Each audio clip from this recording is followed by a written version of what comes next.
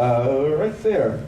I wonder if there's some Japanese prototype characters that are hard to get across for an English-speaking audience. And I'm thinking specifically of Howl's Moving Castle, which I watched both with the subtitles and with the dubs. And the character of Howl, the voice was so different. It was like the English one was a very masculine sounding guy, and it seemed like they were missing the point of the type of character he was in the Japanese. Well, now that happens sometimes too. Is every director has their own vision, of what a character could or should sound like, and it may not always be what everyone else expects. But that's just kind of how how it crumbles sometimes. There are definitely though certain things that don't translate as well, that are harder to bring across. I always have trouble with the super bishoujo guys. Especially the villains. It's like, how dark and how girly. Where do you draw the line? Anthe. Yes, dark and girly. Sometimes a Japanese dragon sounds different than a Texas dragon. That's what I've heard. Right there? Yes.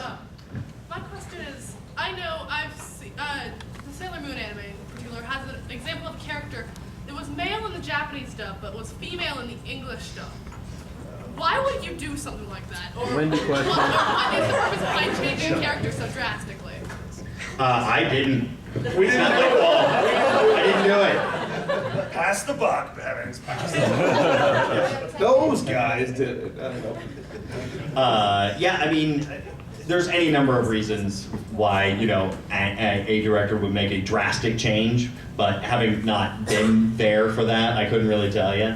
I know that a closest analogy, I guess, or closest thing at Funimation would be Frieza, which the producer at the time wanted something very, very kind of androgynous sounding, but still a little more on the lady side. And that was just the direction that the head of Funimation, the producers at the time, wanted to go with it.